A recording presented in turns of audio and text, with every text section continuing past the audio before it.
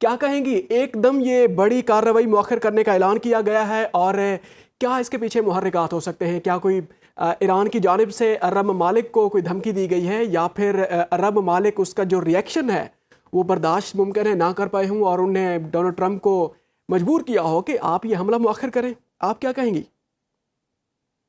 ہمیں لگ رہا تھا، یہ thank you so much for having me, یہ لگ رہا تھا کہ شاید یہ جو ہاسٹیلٹیز ہیں یہ اچانک سے مؤخر یا تو ہوں گی یا پھر ہمیں کوئی بریک تھرو نظر آئے گا. کیونکہ ڈپلومیٹک پریشر جو ہے وہ ہر طرف سے تھا.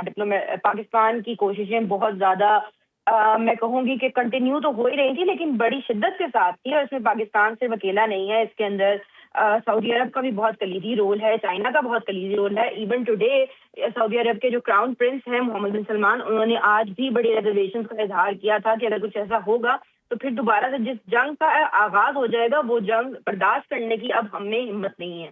تو میرا خیال ہے کہ analyst at least Washington D C میں تو یہ کہتے ہوئے نظر آ رہے تھے کہ شاید حالات اتنے خراب نظر آ رہی ہیں تو صبح ضرور ہوگی، لیکن اب امید بس یہی کی جا سکتی ہے کہ کچھ اسپوائلرز اس کو خراب نہ کریں معاملات کو، اور معاملات جو ہیں وہ ٹاکس تک ہی جائیں، دوبارہ اٹیکس تک نہ جائیں. جی اس میں کوئی شک نہیں ہے، لیکن ایک ٹاپ امریکی جنرل کا بھی اب سے چند گھنٹے پہلے ایک بیان آیا تھا کہ ہم اسرائیل کا مزید دفاع نہیں کر سکتے. کیا کوئی جو انٹرسیپٹرز میزائل کی تعداد بھی کافی کم ہو چکی ہے، اور جو سعودی وہ جو ہے پرنس محمد بن سلمان نے بھی اب سے چند گھنٹے پہلے ڈونلڈ ٹرمپ سے رابطہ کیا، انہوں نے کہا ہے کہ یہ حملہ مؤخر کریں. کیا کوئی ایران کی جانب سے یہ بڑا پریشر ہے، یا پھر کوئی اور اس کے پیچھے محرکات ہو سکتے ہیں؟